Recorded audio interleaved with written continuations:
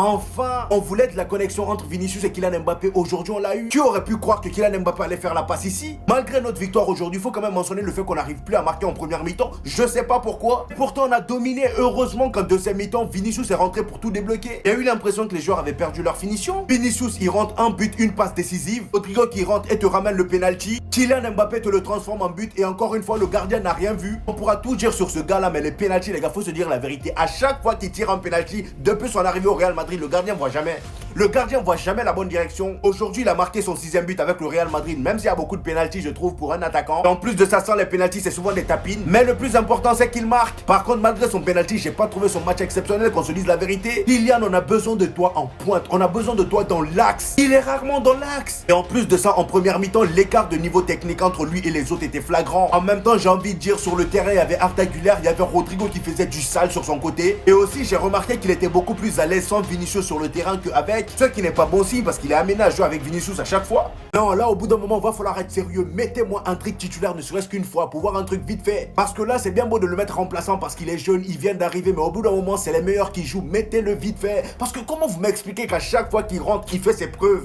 Et il a fait ses preuves en 26 minutes seulement. Depuis le début de la saison, le gars il a joué seulement 26 minutes. Il a marqué 2 buts et il a créé un penalty aujourd'hui. Il sait tout faire. Chaque fois qu'il rentre, il fait parler de lui. Aujourd'hui, c'était ça. Celle-là, j'ai compris pourquoi ses cuisses étaient aussi balèzes. Le gars, il est fort sur ses appuis. Regardez comment il a résisté jusqu'à dans la surface. Du poteau du corner jusqu'à dans la surface. Il pouvait tomber à tout moment, mais il a résisté sur ses appuis jusqu'à dans la surface. Regardez, il récupère le ballon où?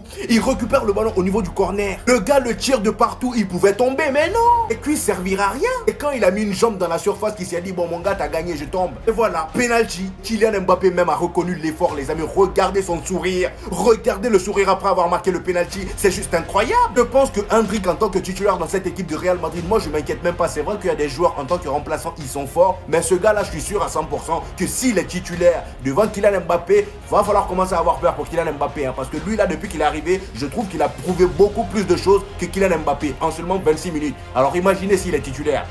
Je rentre, je te tue. Je rentre, je te tue. Je rentre, je te tue. Les gars, l'entrée de Vinicius Junior ce soir, c'est n'importe quoi. On le rappelle, au début du match, il n'était pas titulaire. Carlo Ancelotti l'a mis sur le banc pour le faire souffler un petit peu. Et plus on a l'impression que cette équipe du Real, elle aime se mettre en danger. Franchement, si tu regardes sur tous les matchs, à chaque fois, elle fait la différence en deuxième mi-temps et sur les 2 derniers, dans les dernières minutes. C'est ça qui est assez incroyable avec cette équipe. Alors qu'en première mi-temps, en plus, ils font une mi-temps parfaite. Il manque juste le but, ils dominent parfaitement. Et là, on décide de faire entrer Vinicius Junior et la magie parle. La magie opère. L'extérieur du pied pour Rodrigo. Non mais les gars, il y a 4 défenseurs qui essaient de défendre, ils sont tous pris au piège. La passe, elle est magistrale. Franchement, j'ai envie de sortir l'accordéon et de faire comme ça.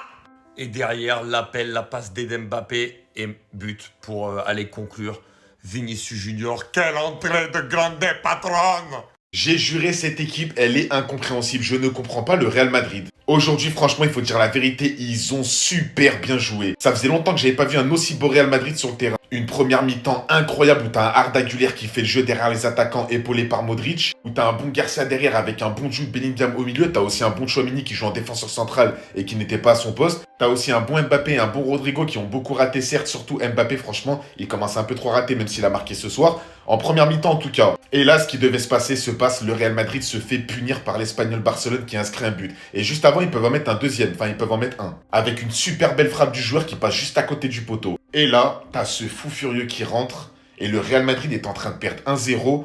Et là, il remonte 4-1. Est-ce que tu te rends compte vraiment son entrée, comment elle a été efficace? Parce que là, franchement, pour moi, c'est choquant. T'as une équipe qui joue super bien. T'as pas un flop. T'as même Carvajal qui joue super bien. Modric, Arda Güler, t'as tout le monde qui joue bien. Mais ça marque pas. Voilà, ça veut pas marquer, tout ça. T'as Vinicius qui rentre et ça met 4 buts. Là, franchement, je suis désolé les gars, mais encore une fois, Vinicius, il a montré que c'est lui le patron du Real Madrid. C'est lui qui décide quand l'équipe doit accélérer, c'est lui qui décide quand faut marquer. Son entente avec Mbappé, faut dire la vérité, ça commençait de mieux en mieux. On voit que les deux, ils se kiffent, ça fait les célébrations un petit peu. Ça fait marquer l'autre, ensuite c'est l'autre qui se fait marquer. Les penalties, ça commence à les partager. Non, franchement, c'est beau, en vrai, il y a rien à dire. Mais Vinicius, les gars, je suis désolé, mais il mérite le ballon d'or, il est trop fort. Victoire 4-1 et franchement que je suis heureux.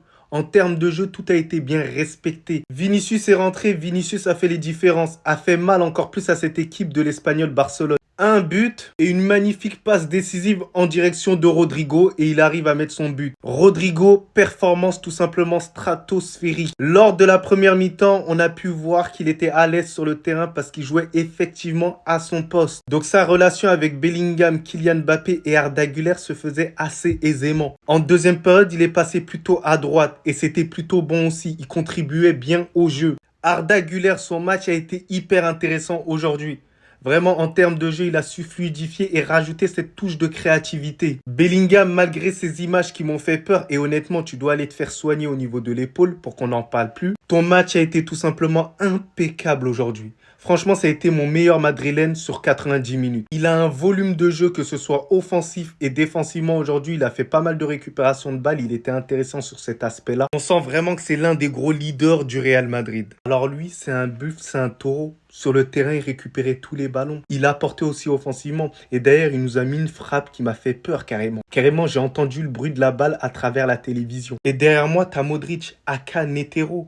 Tu veux faire quoi? On ne peut pas perdre quand il est sur le terrain. C'est impressionnant ce qu'il fait quand même à son âge. Vision de jeu, créativité, effort défensif. Il est quasiment inépuisable sur le terrain. En somme, pour ce match-là, certes, il y a eu 4-1, mais marquer davantage en première mi-temps et ne pas gâcher autant d'occasions. Parce que Mbappé, j'ai aimé ton match en termes de jeu, mais il va falloir finir les occasions que tu as. Mais ça va venir au fur et à mesure, comme on l'a dit. Voilà. Ça va toi?